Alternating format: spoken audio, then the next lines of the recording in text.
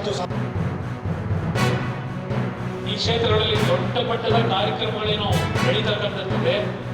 ಈ ವಿಚಾರ ಸಂಕಿರಣಗಳ ಮುಖಾಂತರ ಇವತ್ತು ಈ ಕ್ಷೇತ್ರದಲ್ಲಿ ನಡೆಯತಕ್ಕಂಥದ್ದನ್ನ ನೋಡಿದಾಗ ಬೇರೆ ಧಾರ್ಮಿಕ ಕ್ಷೇತ್ರಗಳಲ್ಲೂ ಇದೇ ರೀತಿ ನಡೆದರೆ ನಮ್ಮ ದೇಶಕ್ಕೆ ನಿಜಕ್ಕೂ ಒಂದು ಅರ್ಥಪೂರ್ಣವಾದಂತಹ ರೀತಿಯ ಒಂದು ಜನತೆಯ ಭಾವನೆಗಳನ್ನ ಬಾಂಧವ್ಯಗಳನ್ನ ರೂಪಿಸಲಿಕ್ಕೆ ಸಾಧ್ಯ ಆಗ್ತದೆ ಅಂತಕ್ಕಂಥ ಒಂದು ಮಾತುಗಳನ್ನು ಹೇಳ್ತಕ್ಕಂಥ ಮುಖಾಂತರ ಪರಮ ಪೂಜ್ಯರ ನೇತೃತ್ವದಲ್ಲಿ ಈ ರೀತಿಯ ಒಂದು ಉತ್ತಮವಾದ ಕಾರ್ಯಕ್ರಮಗಳೇನು ನಡೀತಾ ಇದೆ.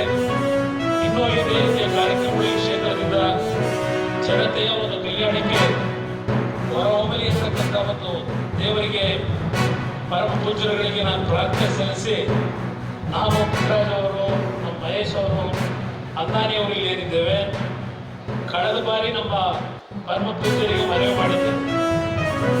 ಮತ್ತು ಈ ಬಾರಿ ನಮಗೊಂದು ಅವಕಾಶ ಮಾಡಿ ನಾನು ಮಂಡ್ಯದಲ್ಲಿ ಲೋಕಸಭಾ ಸದಸ್ಯನಾಗಿ ಅಲ್ಲಿಯ ಜನತೆಯನ್ನು ಆಯ್ಕೆ ಮಾಡಿದ್ದಾರೆ. ಈ ಬಾರಿ ನಮ್ಮ ಶಿವರಾತ್ರೀಶ್ವರ ಶಿವಯೋಗಿಗಳ 1066ನೇ ಜಯಂತಿ ಮಹೋತ್ಸವನ ಮಳವಳ್ಳಿನಲ್ಲಿ ಸಂಪೂರ್ಣವಾಗಿ ನಾವುಗಳ ಜವಾಬ್ದಾರಿ ತಗೊಂಡು ಈ ಕಾರ್ಯಕ್ರಮವನ್ನು ನೆರವೇರಿಸತಕ್ಕಂಥದ್ದಕ್ಕೆ ಪರಮ ಪೂಜ್ಯರು ನಮಗೆ ಅನುಮತಿ ಕೊಡಬೇಕು ಅಂತ ಹೇಳಿ ಈ ವೇದಿಕೆ ಮುಖಾಂತರವೇ ಆ ರೀತಿಯ ಒಂದು ಕಾರ್ಯಕ್ರಮವನ್ನು ನೀಡಲಿಕ್ಕೆ ಅವಕಾಶ ಕೊಟ್ಟು, ಈ ಮಠಕ್ಕೂ ನಮ್ಮ ತಂದೆಯವರಿಗೂ ಬಹಳ ಅವಿನಾಭಾವ ಸಂಬಂಧ ಇದೆ.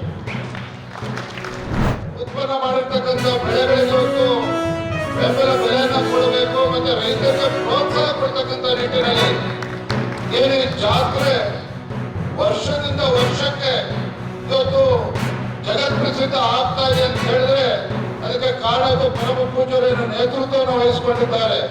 ಅದು ಕಾರಣ ಅನ್ನೋದನ್ನ ಮರೆಯೋದಕ್ಕೆ ಸಾಧ್ಯ ಇಲ್ಲ.